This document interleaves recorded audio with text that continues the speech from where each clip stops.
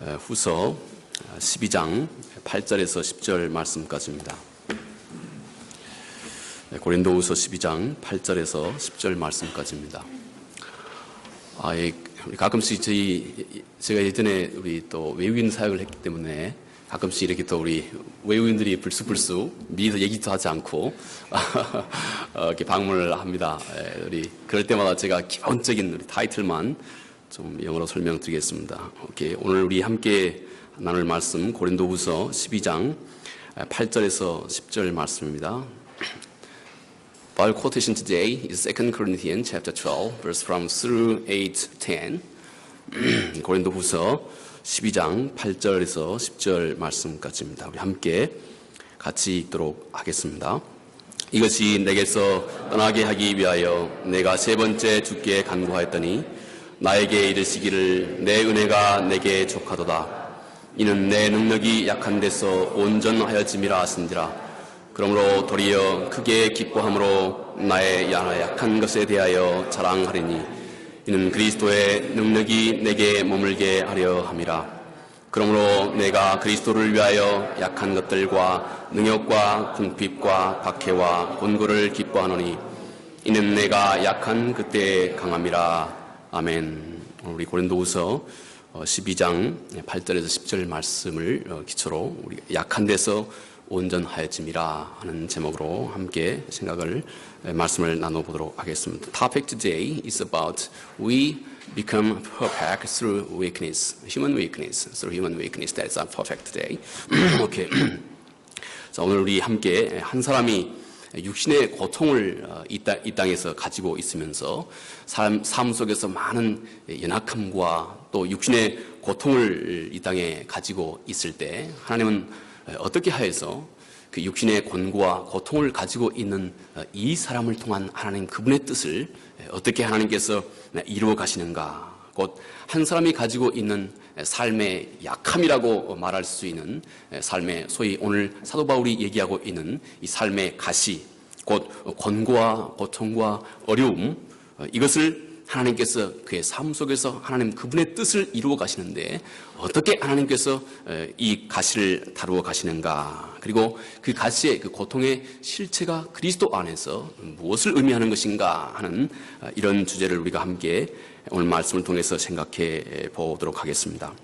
본문에 사도 바울이 쓰고 있는 이 가시라고 하는 이것은 우리가 쉽게 잘못 실수해서 우리 손 끝자락에 쉽게 이렇게 접할 수 있는 이렇게 끝자락을 좀 아프게 하는 그런 정도의 가시의 개념이 절대 아닙니다. 오늘 사도 바울이 쓰고 있는 이 가시라고 하는 이 개념은 오히려 몸속 깊숙이 박혀 있는 것입니다. 그래서 보이지 않는 실제로는 마치 이 말뚝과 같은 것입니다. 몸속 깊이 박혀 있는 이 하나의 말뚝, 이게 여러분 얼마나 힘들고 어렵게 지속적으로 고통스럽게 하겠습니까? 오늘 사도 바울이 쓰고 있는 이 개념이 바로 이런 개념을 사도 바울이 쓰고 있는 것입니다. 아주 견디기 어려운 끔찍한 마치 이 고문과 같은 이 고통을 끊임없이 한 사람 마음속에서 가하고 있는 이런 아픔을 말하고 있는 것입니다. 그래서 자기 힘으로 자기 능력으로 어떻게 할 수 없는, 자기 능력으로 어떻게 해결할 수 없는 그런 한계를 넘어서고 있는 이런 개념, 이런 의미를 오늘 가시라고 하는 사도 바울이 쓰고 있는 이 영어 속에 이미 담고 있는 것입니다. 지속적으로 그의 삶뿐만 아니라 실제 사도 바울의 사역 속에서도 사도 바울의 삶의 고통뿐만 아니라 사도 바울이 하나님의 나라를 확장해 나가는 그의 사역 속에서도 그에게 끊임없이 고통과 장애를 안겨주고 있는 이런 실체였습니다. 우리는 이 가시와 함께 바울의 삶을 다루는 하나님 그분의 손길을 한번 생각해 보아야 합니다. 그리고 오늘 우리의 삶을 다루시는 하나님 그분의 손길 역시 만약 신실한 사도 바울의 삶을 하나님께서 이런 모습으로 다루셨다면 역시 하나님 그분의 손길이 우리의 삶도 똑같이 그와 유사하게 우리 삶을 다루어 갈 것이기 때문에 사도 바울이 경험했던 이 경험이 오늘 우리를 향하신 하나님 그분의 말씀이 되는 것입니다. 8절에 이것이 내게서 떠나가기 하기 위하여 내가 3번 주께 간구하였더니 나에게 이르기를 내 은혜가 내게 족하다. 이는 내 능력이 약한 데서 온전하여짐이라 하신지라. 이렇게 말씀합니다. We are talking about verse from 8 through 9. 자, 오늘 사도 바울이 내 은혜가 내게 족하다. 이는 내 능력이 약한 데서 온전해진다. 하고 사도 바울이 그렇게 고백을 하고 있습니다. 이 가시의 실체가 무엇이든지 아마 이것이 정확하게 사도 바울이 이게 가시의 실체가 무엇이든지에 대해서는 정확하게 말하고 있지 않습니다.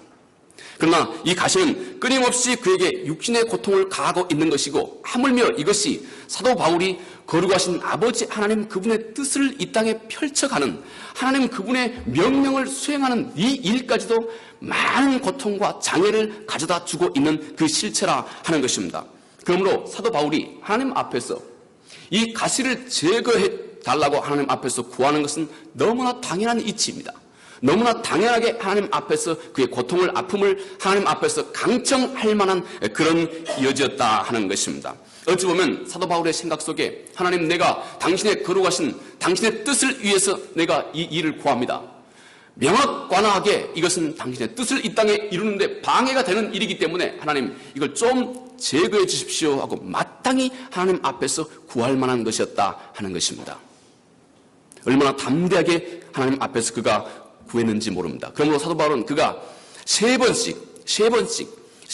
했다고 하는 이 말은 단지 이렇게 세 번만 하는 것을 넘어서서 그가 할 때까지 구했다 하는 것을 의미하고 있는 말입니다. 이 말 속에 그가 충분히 하나님 앞에 그렇게 간구를 했습니다.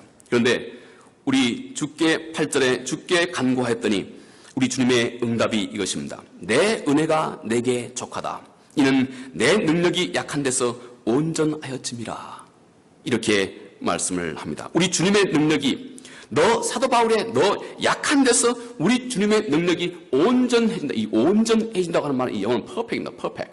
우리는 상당히 이 perfect이라고 하는 말에 대한 어떤 이게 뭐라 그러죠? 거부감이 좀 있습니다. 나 어차피 부족한데 어떻게 우리가 완전해지느냐 하는 생각을 우리가 늘 가지고 있기 때문에 그렇습니다. 그러나 하나님은 우리 삶의 많은 문제를 조율해 가시면서 하나님 그분이 우리 가운데 하나님 자신이 이러하니 너희도 이러하라 하고 성경에서 말하고 있는 것이 두 가지입니다. 하나님 자신이 거룩하니 너희도 거룩하라. 또 하나님 자신이 완전하니 너희도 완전하라. 마태복음 5장에 있습니다. 마태복음 5장 48절에 있습니다. 마지막 절에 있습니다. 하나님께서 우리에게 우리 삶의 많은 문제를 통해서 하나님은 이렇게 우리를 더 거룩하게 해나가고 계시고 동시에 하나님이 또 하고 계시는 것이 이 완전에 점점 하나님께서 가까이 갈 수 있도록 하나님은 지금도 우리를 이끌어가고 계시는 것입니다. 많은 우리의 삶의 문제를 통해서 하나님은 우리로 하여금 하나님 그분의 모습에 가까운 이 완전함을 향해서 점점 더 가까이 가고 있는 것입니다. 하나님 그분의 손길입니다. 우리의 댐댐이가 점점 더 하나님 그분의 모습, 이 완전함을 향해서 점점 더 가까이 가고 있는 것입니다. 그러므로 이 완전함이라고 하는 것은 우리 모두의 관심거리입니다. 우리 모두의 삶의 방향이 향하고 있는 것입니다. 최소한 하나님께서 내 삶을 이끌어가고 있는 그 방향의 정점에 끝 마지막 목표에 늘 서 있는 것이 그분의 거룩함과 또 그분의 완전함, 우리 모두가 이 목표 정점을 향해서 가고 있는 것입니다. 그런데 오늘 우리 주님께서 사도 바울의 간구에 대해서 말씀하고 있는 바, 내가 약한 데서, 내 능력이 약한 데서 하나님 그분의 완전함이 실현된다는 것입니다. 내가 약한 곳에서 하나님 그분의 완전함이 실현된다 하는 것입니다. 마치 이 역설과 같은 이 진리가 우리가 함께 깊이 이해하고 생각해 보아야 할 것입니다. 사도 바울은 이 사실을 그가 깨닫고 그는 이렇게 말합니다. 그러므로 도리어 크게 기뻐함으로 나의 여러 약한 것들에 대해서 크게 자랑하게 되었도다. 이렇게 말씀합니다. 그의 약함이 그의 삶 가운데 머물러 있는 한 하나님 그분의 능력이 그와 함께 머물고 있다는 것입니다. 아주 역설적인 것입니다. 그의 약함이 하나님 그분이 그의 삶 가운데 머물 수 있도록 하는 초대가 되고 정당성이 된다는 것입니다. 그의 약함이, 이것이 우리 인간의 모습입니다. 우리 인간의 약함이 하나님 그분이 우리 삶 가운데 그분의 완전하심이 우리 삶 가운데 초대되고 더 깊이 우리 삶의 실체로 와닿고 실현돼 가고 있는 그런 정당성이 되고 있다 하는 것입니다. 본절에서 우리 주님의 응답은 사도 바울이 지금 가지고 있는 그의 삶과 사역과 또 하나님 자녀로서 그가 가지고 있는 어떤 나름대로 그가 가지고 있는 그 어떤 신앙, 어떤 신념이나 어떤 신앙 양식이나 이런 폼, 그가 가지고 있는 어떤 하나님 그분에 대한 이해, 이것과는 맞지 않는 것입니다. 주님은 그의 요구를 부드럽게 거절하셨기 때문입니다. 그러나 더 놀라운 것은 표면적으로는 하나님께서 사도 바울의 요구를 거절하는 것 같이 보입니다. 그러나 그 내면에서는 하나님 그분께서 정작 원하고 있는 모든 뜻을 충만하게 이루어가고 있다 하는 것입니다. 이것이 오늘 우리가 좀 더 우리의 생각을 밝게 해야 할 부분입니다. 우리는 항상 우리의 신앙의 외모와 외양만 관심을 기울이는 것입니다. 항상 우리는 우리의 신앙의 외양과 우리 눈앞에 있는 문제를 가지고 하나님 앞에 접근해 갑니다. 하나님 앞에 우리가 드리는 기도도 항상 그렇습니다. 우리 피부에 우리 삶 가운데 직접 느껴지는 이 문제를 가지고 하나님 앞에 갑니다. 그런데 하나님 그분께서는 이 문제를 통해서 하나님 그분이 정작 다루시는 것은 우리 인생과 우리 마음 중심, 우리 속사람이다 하는 것입니다. 이 두 가지의 괴리가 좀 더 작아져야 합니다. 이것이 곧 우리가 하나님 그분의 마음을 더 깊이 이해할 수 있는 길이기 때문에 그렇습니다. 표면적으로 사도 바울의 요구는 거절되었습니다.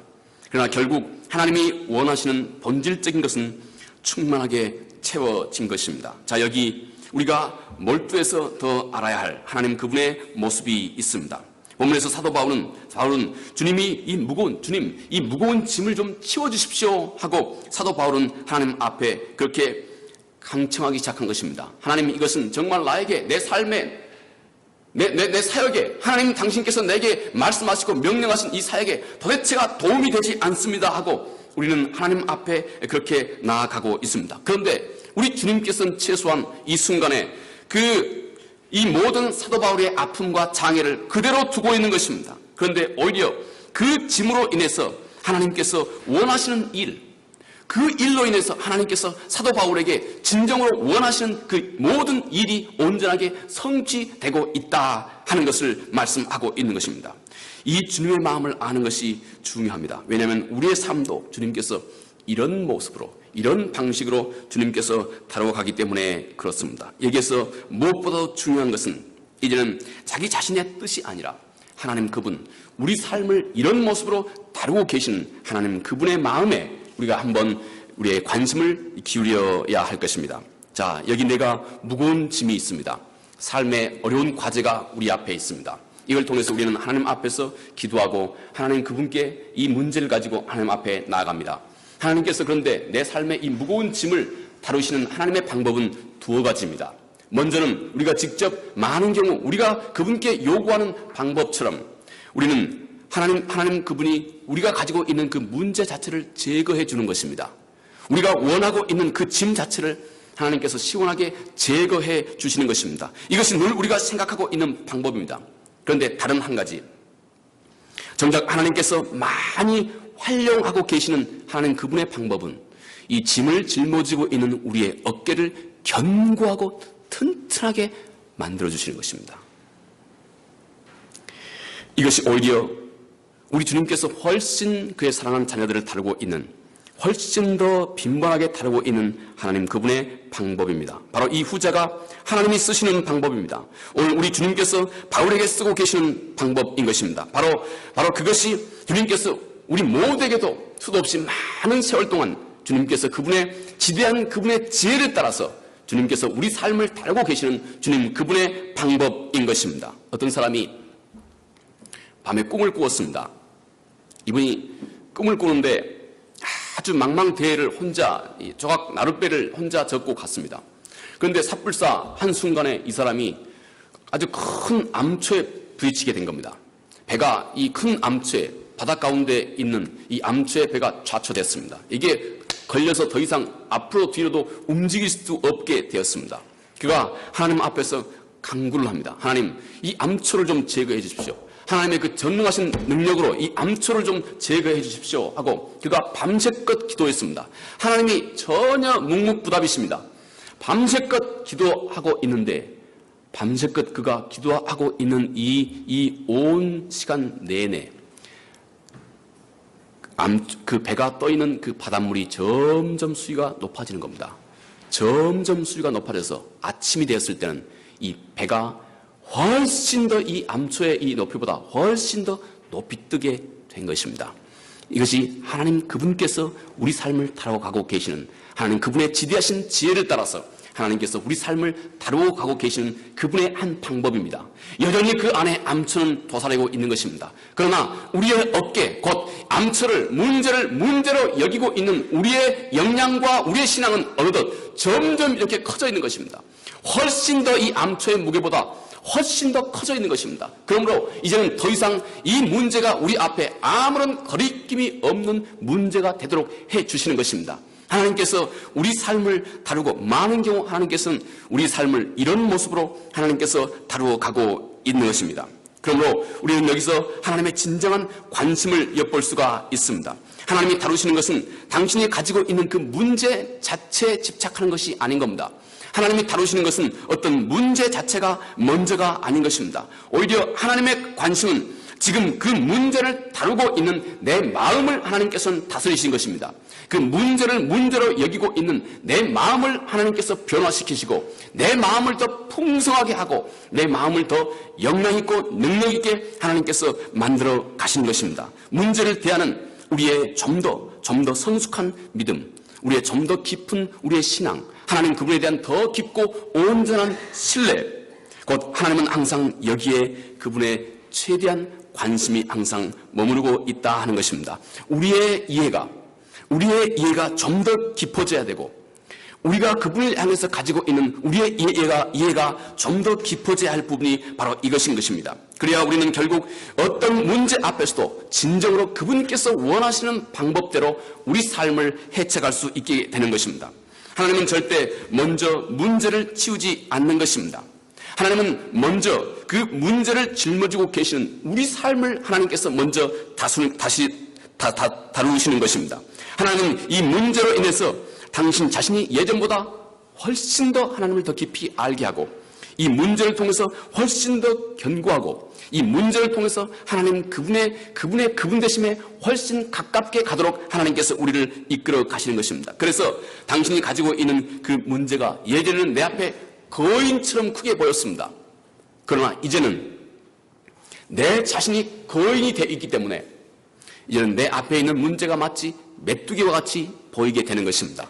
우리 마음 중심이 메뚜기와 같으면 항상 우리 앞에 있는 문제는 거인과 같이 크게 보이는 것입니다. 문제가 답이 없고, 문제가 나를 답답하게 하고, 문제가 늘 나를 낭망하게 하고 있다면 우리는 하나님 그분 앞에서 내 믿음은 메뚜기와 같이 머물고 있는 것입니다.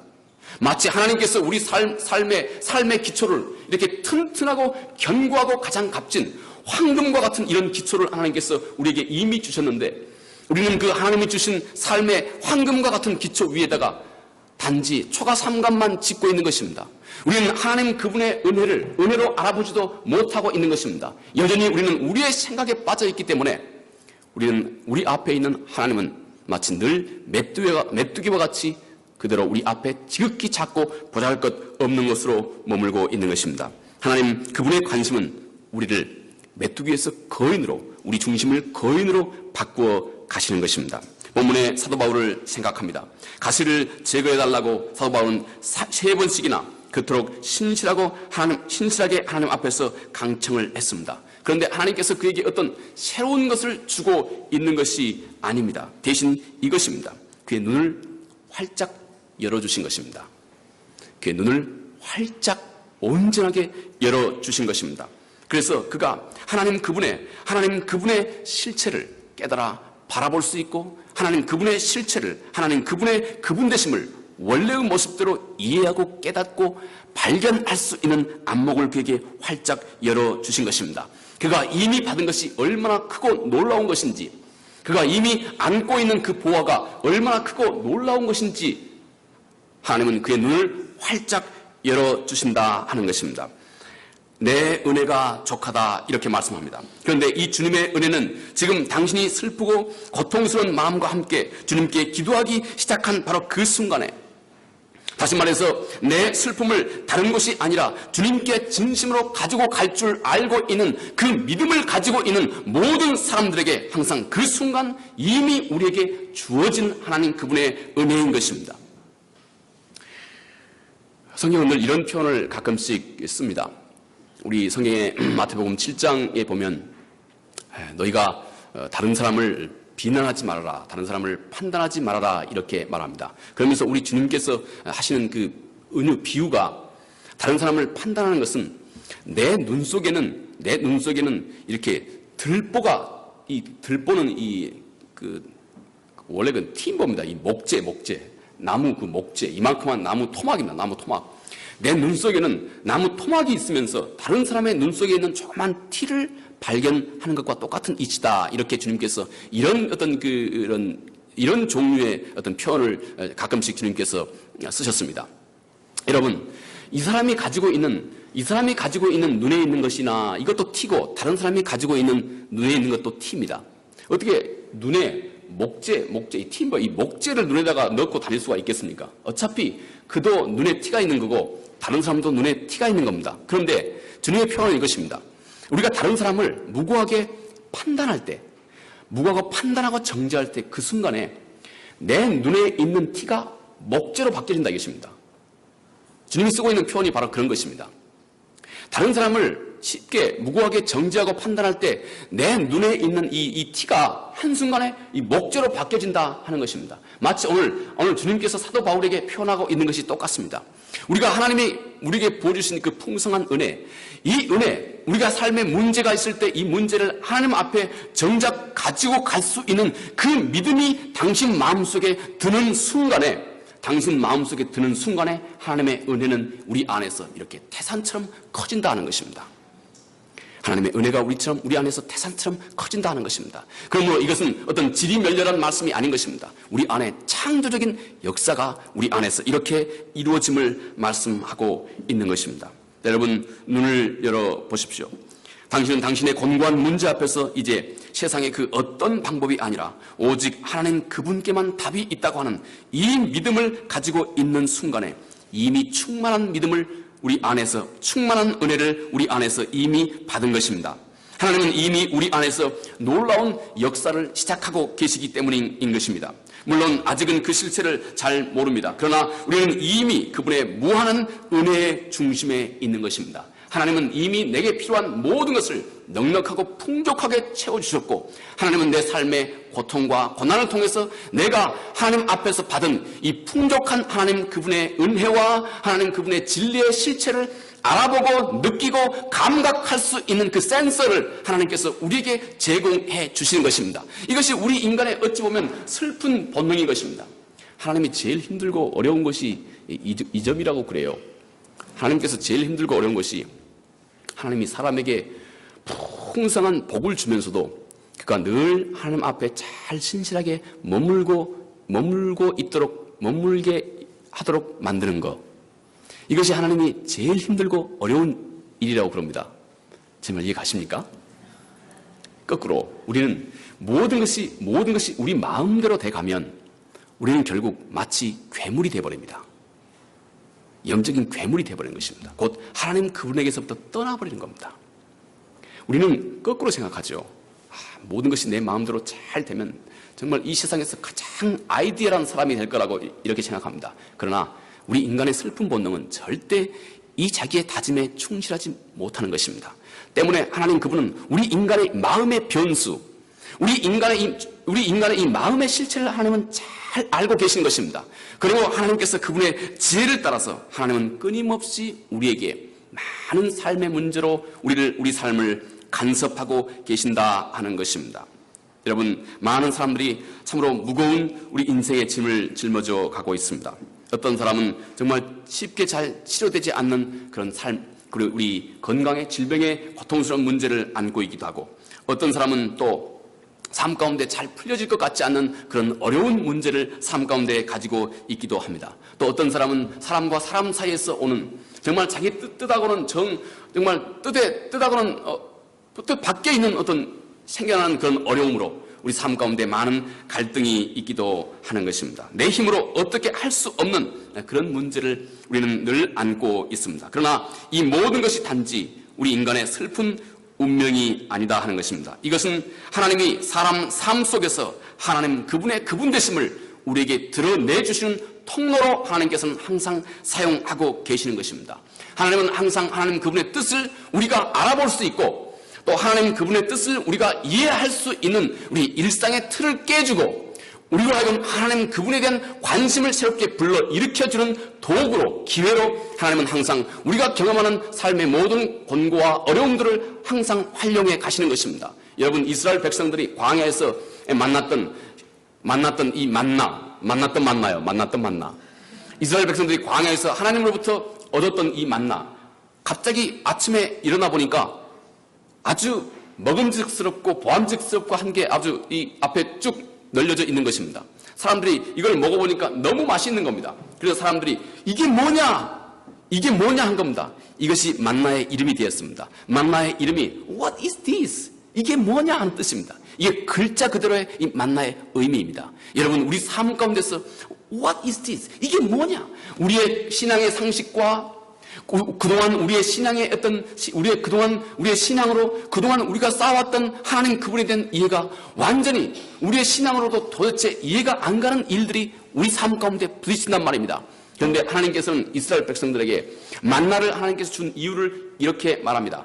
사람이 떡으로만 사는 것이 아니고 하나님 입에서 나오는 말씀으로 사는 줄을 알게 하기 위함이다. 우리 삶 가운데서 만나 그 의미가 이게 뭐냐 하는 것입니다. 우리 삶 가운데 도대체 이게 뭐냐 하는 이 사건을 하나님께서 만나게 하심으로 우리로 하여금 그동안 우리가 하나님을 알고 있었던 우리들의 신앙의 고정관념을 하나님께서 깨시고 또 새로운 틀로 하나님을 발견하고 새로운 모습으로 하나님 그분을 접하고 새로운 하나님 그분의 이면을 더 풍성하게 우리가 깨달아 알 수 있도록 하나님께서 우리의 삶을 이렇게 이끌어 가신다 하는 것입니다. 우리가 잘 알고 있는 헤니 나우에는 그가 쓴 책 디 운디드 훌러라고 하는 이 운디드 힐러라고 하는 그 책에서 그렇게 말합니다. 한 피부에 상처가 나는 것은 곧 그 내면에 있는 것이 밖으로 뽑아져 밖으로 상처를 통해서 밖으로 스며져 나오는 통로가 되고 또 밖에 있는 것이 곧 하나님 그분의 은총이 우리의 내면 안으로 스며 들어갈 수 있는 그 채널, 이 통로가 된다는 것입니다. 이 상처는 우리로 하여금 우리의 모든 고정관념을 깨고 전적으로 나를 하나님 그분 앞에 오픈하는 기회가 되는 것입니다. 우리가 불가항력적으로 우리 삶 가운데서 우리 힘으로 어찌할 수 없는 우리 삶의 많은 다양한 그런 일들은 우리의 소위 한계는 하나님 그분의 은혜의 풍성함을 내가 이제는 내 삶으로 초대하는 그 채널, 초대하는 그 길이 되는 것입니다. 우리 인간은 이런 한계를 통해서 하나님 그분의 그분 되심을 알아보고 맛볼 수 있는 이 센서가 우리 마음 중심에서 영적인 센서가 우리에게서 비로소 생겨나게 되는 것입니다. 이 모든 것을 지키 아시는 하나님께서 우리 삶을 그러므로 다양한 삶의 경험을 통해서 우리의 댐댐이와 우리의 내면을 하나님 그분이 정작 지으시기 원하시는 사람으로 나를 하나둘씩 더 깊이 지어가게 되는 것입니다. 사도 바울도 3번씩이나 강청했던 삶의 깊은 고난의 중심에 있었습니다. 그는 모든 것이 다 하나님 그분의 영광을 위해서 그가 일평생 가지고 있었던 것은 고린도 후서의 5장 9절의 말씀같이 나는 하나님을 기쁘시게 하는 내가 몸 밖에 있든지 몸 안에 있든지 곧 내가 살든지 죽든지 하나님 그분의 기쁨이 되기 원한다 하는 것이 사도 바울의 마음에 간절한 소원이었습니다. 그럼에도 불구하고 사도 바울 그의 삶 속에 가시는 피할 수 없었다 하는 것입니다. 그런데 우리 주님이 바울에게 내 은혜가 족하도다 이렇게 말씀하셨습니다. 여러분, 내 은혜가 족하다 하는 이 말은 절대 지리멸렬한 답이 아닌 것입니다. 뭔가 우리가 기가 막힌 것을 기대했다가 내 은혜가 족하다 하니 우리 기가 푹 죽어가는 꼭 우리 풍선이 이만큼 부풀었다가 그냥 푹 죽어가는 이런 류의 것이 절대 아니다 하는 것입니다. 이런 지리멸렬한 답이 아닌 것입니다. 이미 그 안에 넘치는 하나님 그분의 생명의 역사가 있는 것입니다. 자, 이 말씀 내 은혜가 족하다 하는 이 말을 한번 생각해 보십시오. 그동안 사도 바울이 가지고 있었던 하나님 그분에 대한 이해의 틀을 깨닫는 데 있는 것입니다. 내 은혜가 족하다 하는 것은 사도 바울의 기대와는 전혀 또 다른 하나님 그분의 그분 되심을 지금 사도 바울에게 알려주는 말씀인 것입니다. 그러므로 이것이 곧 하나님 그분의 창조의 은혜인 것입니다. 새로운 하나님 그분의 세계로 사도 바울을 초대하고 있는 것이다 하는 것입니다. 본문은 여기서 그 은혜의 내용을 설명하지는 않습니다. 단지 내가 받은 그 은혜가 얼마나 크고 그리고 얼마나 충만한지 이 고난을 통해서 우리의 눈을 활짝 열어주게 된다 하는 것입니다. 이 육신의 가시로 인해서 우리는 하나님 그분의 그분 되심을 정작 당신이 생명력을 가지고 맛볼 수 있는 그런 장을 하나님께서 우리에게 마련해 주시는 것입니다.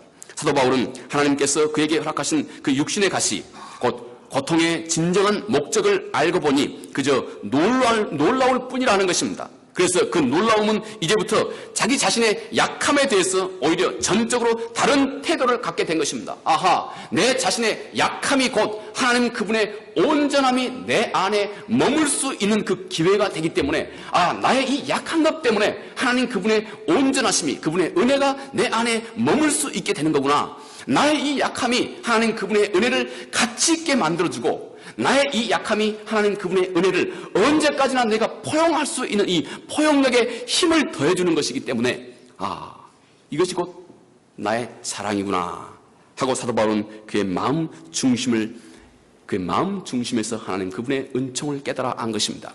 하나님은 우리의 삶에 우리가 경험한 삶의 모든 일들을 통해서 하나님은 하나님 그분의 그분 되심을 우리에게 좀 더 가깝고 온전하게 드러내주고 계시는 것입니다. 하나님은 단지 우리가 하나님의 말씀을 잘 율법적으로 공부해서 어떤 것은 지키고 어떤 것은 지키지 않는 이런 뜨뜻미지근한 사람으로 만들자 하는 것이 아닌 것입니다. 하나님은 우리 중심을 하나님 그분을 정말로 뜨겁게 사랑하는 자로 우리를 정말로 뜨겁게 사랑하는 자로 하나님께서는 우리 중심을 그렇게 만들어 가고 계시는 것입니다. 자, 그토록 변화무쌍한 우리 인간의 마음, 그토록 진리에서 쉽게 벗어나기 쉬운 우리 인간의 마음, 이것을 어떻게 늘 하나님 그분 곁에 머물 수 있도록 하겠습니까? 진정한 능력의 원천이 되는 어떻게 하나님 그분께 우리 마음 중심을 가깝게 둘 수 있겠습니까?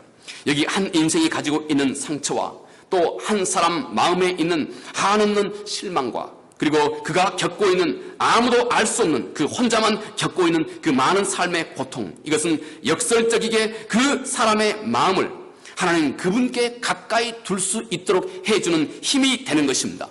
역설적이게 바로 이 사람의 곤고함이, 이 사람의 연약함과 아픔이 그로 하여금 하나님 그분께 항상 그의 모든 관심을 집중하도록 만들어주는 그런 기회가 되는 것입니다. 역설적이게 내 앞에 있는 이 고통이 우리로 하여금 우리 앞에 있는 하나님을 느낄 줄 아는 그 센서를, 느낄 줄 아는 그 감각을 우리에게 늘 제공해주고 우리 앞에 계시는 하나님 그분을 알아볼 수 있는 안목을 하나님께서 늘 우리에게 제공해주고 있는 것입니다. 그분이 모든 것이라고 하는 사실을 진심으로 알아볼 수 있도록 만들어주고 그분만을 찾고 그분만을 신뢰할 수 있는 사람으로 하나님께서 만들어가는데 우리 삶의 고통과 아픔은 필연적인 것이다 하는 것입니다. 인생의 수많은 경험 중에서 상처와 고통은 한 사람의 잠자는 의식과 잠자는 신앙을 깨우는 것입니다. 그리고 하나님을 향해서 힘차게 우리 마음을 집중하도록 만들어주는 것입니다. 그러므로 C.S. 루이스는 우리 인간의 고통 속에서 하나님은 메가폰으로 말씀하신다 이렇게 말합니다. 우리 인간의 고통은 이렇게 하나님 그분의 말씀을 가장 잘 알아들을 수 있는 그 감각을 우리에게 충만하게 만들어준다 하는 것입니다. 우리 마음 중심이 하나님 그분께 점점 더 가까이 갈 수 있도록 해주신다 하는 것입니다. 아무도 죽음을 원치 않습니다. 그러나 내 삶이 죽음과 입대했을 때 그것은 나를 전적으로 바꾸는 힘이 있는 것입니다.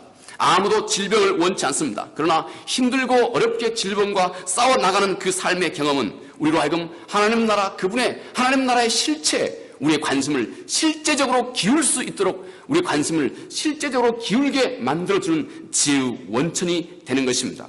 고난은 당신의 영혼의 소리를 감각할 수 있는 그 귀를 우리에게 활짝 열어주는 것입니다. 그러므로 우리 인생의 어둠과 고난의 시간에 우리는 항상 그 위에 좌정하시는 시편 기자의 고백처럼 폭풍 위에 좌정하시는 하나님 그분께 늘 우리의 관심을 집중하는 훈련을 해야 하는 것입니다. 우리가 지금 눈앞에 닥쳐있는 그 모든 현실적인 문제의 해결은 이것입니다. 지금 내가 가지고 있는 그 문제를 다루시는 이 문제 자체보다 훨씬 더 크고 훨씬 더 강하고 훨씬 더 놀라우신 하나님 그분의 주권을 진심으로 인정하는 것입니다. 그리고 그분은 참으로 선하시고 나 자신이 나를 사랑하는 것보다 훨씬 더 나를 잘 알고 나를 진심으로 사랑하고 있는 분이시다 하는 이 믿음을 절대 잃지 않는 것입니다. 하나님 그분의 전능하신 그분을 우리가 진심으로 우리 마음 가운데 믿고 그리고 그분은 나를 진심으로 사랑하는 분이다 하는 이 사실, 이 믿음을 우리 마음 가운데 견고하게 가지는 것이 우리 앞에 있는 고통 자체가 우리에게 부과하는 모든 압박을 점점 잠재우게 만들어주는 힘의 원천이 되는 것입니다. 그러면 이제부터 내 앞에 있는 고난에 그의 관심을 기울일 것이 아니라 고난 위에 좌정하시는 전능하신 아버지 하나님 앞에 항상 우리의 눈을 돌림으로 고난의 실제적인 고통에서 우리를 진심으로 자유케 하게 되는 것이고 오히려 이 일을 통해서 우리 안에 하나님의 창조적인 역사가 마음껏 이루어질 수 있도록 해가는 것입니다. 바울은 자신에게 육신의 가시를 허락하시는 하나님은 바로 그 가시가 하나님 자신을 바울에게 주고 계시는 통로라고 하는 사실을 그가 깨달아 알았습니다. 하나님의 능력이 완전해지게 하시는 하나님 그분의 방법임을 깨달아 알았던 것입니다. 바로 나의 이 약한 것이 하나님 그분의 강함이 실현되는 통로가 되고 있다고 하는 사실을 그가 깨달아 알게 되었습니다. 마지막에 우리 9절 말씀에 내 능력이 약한 데서 온전하여짐이라 이렇게 말합니다. Paul concludes his idea in this sentence. The power is perfected in my weakness. 바울은 자기 자신의 연약함 속에서 그의 완전하심이 그 온전하심과 완전하심이 내 안에 점진적으로 점점 더 시작되고 있다 하는 이 사실을 바울이 이렇게 말하고 있는 것입니다. 내 능력이 약한 데서 온전해진다. 퍼펙해진다. 온전해진다. 하나님께서 우리 주님을 대하셨던 방법, 주님께서 겟세마네 동산에서 하나님께 강청했을 때 하나님 그분이 외면하셨던 그 똑같은 외면, 그 주님이 사도 바울이 주께 간구했을 때 3번 가시를 제거해달라고 간구했을 때 똑같이 주님도 바울에게 거부를 하고 있는 것입니다. 만약 바로 그 방법이 하나님이 정말로 사랑하는 종 바울에게 또 하나님이 정말로 아끼는 사랑하는 아들 예수 그리스도에게 똑같은 이 방법을 사용하셨다면 우리의 삶의 모습도 바로 하나님께서 이렇게 바울을 다루시고 하나님께서 사도 바울의 삶 가운데 역사했던 하나님 그분의 손길이 보이지 않게 우리 삶에도 분명히 잇대어 있을 것입니다.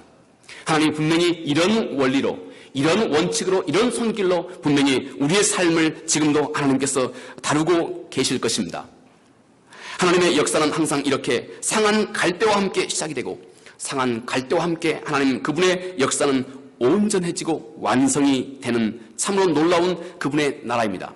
만약 내가 여전히 나는 뭔가 하나님 앞에서 내놓을 것이 있다 하는 생각을 가지고 있으면 우리는 하나님 앞에서 많은 결점을 가지고 있는 사람이라고 하는 사실을 잊지 말아야 됩니다. 우리 주님께서 마태복음 11장 25절인가요? 거기에서 하나님의 나라가 지혜 있는 자에게 감춰져 있다고 말씀했습니다. 그리고 어린 아이에게는 하나님의 나라가 활짝 드러나 있다고 말씀했습니다. 이렇게 하신 하나님 앞에 감사하노라고 주님께서 또 그렇게 기도했습니다. 여러분, 지혜 있는 자 그리고 이것과 대조되는 어린아이와 대조되는 지혜 있는 자가 누구겠습니까? 세상에 지혜 있는 자 그러면 우리가 이 세상에서 공부를 많이 하고 어떤 영역에 특별한 전문적인 지식을 가지고 있는 어떤 이런 사람을 통틀어 말하는 것이 아닙니다. 성서에서 말하는 지혜로운 자라고 하는 것은 이런 뜻입니다. 당신 자신을 스스로 지혜롭다고 여기고 있는 사람입니다. 자, 이것은 누구든지 가능한 겁니다. 아주 아무것도 모르는 사람도 나는 모든 것 다 알고 있다고 생각하고 있는 사람 충분히 가능합니다. 또 이만큼 엄청나게 많은 공부를 하신 분도 또 역시 그래 나 많이 알고 있다 생각할 수 있습니다. 거꾸로 엄청나게 많은 것을 알고 있는 분도 나는 정말로 작은 것밖에 알지 못한다 하는 이런 고백을 마음에 할 수 있고 또 이 거꾸로인 겁니다. 성서에서 말하고 있는 지혜로운 자 이것은 곧 너 자신을 스스로 생각할 때 너는 많은 것을 다른 사람에 비해서 많은 것을 알고 있다고 믿는 자입니다. 이 사람은 하나님의 나라를 이해하는데 많은 결격 사유를 가지고 있다는 것입니다. 많은 결격 사유를 가지고 있다는 것을 잊지 말아야 됩니다. 참 죄송한 제 마음의 고백인데요. 제 마음의 고백인데 절대 오해하지 마시기 바랍니다. 저는 처음에는요, 우리 교회 새롭게 오시는 분들에게 우리 교회를 좀 자랑하고 싶었습니다. 제 마음입니다. 그래서 우리 교회에 참 훌륭한 분들 많이 계신다고 하는 거예요. 그래서 여러분들 오셔도 여러분 수준에 절대 뒤처지지 않는다는 사실을요, 솔직히 제가 그랬습니다. 어찌하든 좀 알리고 싶었습니다. 그래서 우리 교회 질도 참 높고요. 우리 교회 성도들 참 이렇게 훌륭한 분들 많이 있다 하는 생각을, 그래서 이것이 곧 많은 사람들이 그래 참 이거 시원찮은 교회는 아니고 그래도 알고 보면 좀 이게 괜찮은 곳이구나 하고 안심할 그런 여지를 주지 않겠나 하는 생각을 해서 제가 그랬었습니다. 그런데요, 제가 어느 날 크게 회개했습니다. 저는 절대 앞으로는 그럴 겁니다. 그래서 오늘부터요, 지난주부터 제가 그랬습니다. 여기 기도하시고 또 이렇게 앞에 혹시 서신 분들 있으면 제가 일일이 소개를 그전에는 했습니다. 자랑하고 싶었거든요. 근데 제가 정말 잘못했다는 사실을 하나님 앞에서 깨달았습니다. 제가 진심으로 회개했고, 왜냐하면 우리 교회는 그렇습니다. 교회는 이 세상의 학식과 세상의 지위와 오히려 교회는 진리 앞에는 세상에 학식 있고 많은 높은 지위를 가지고 있는 사람이 훨씬 더 이 진리의 순수함에 도달하기가 어렵습니다. 저는 앞으로 어떤 경우도 혹 외부에서 높은 지위를 가지고 계신 분이 처음 와도 저는 절대 다른 사람과 비교해서 더 높이 한다거나 더 그 사람 비교해서 더 특별히 더 대우한다거나 절대 그러지 않을 겁니다. 다 똑같이 할 것입니다. 제가 하나님 앞에서 그렇게 깨달은 바가 있었습니다. 하나님 앞에서 정말 잘못된다고 하는 사실, 정말 잘못된 것이라는 사실을 깨달았습니다. 내가 예수님의 모습과 정 거꾸로 가고 있다고 하는 사실을 제가 깨달았습니다.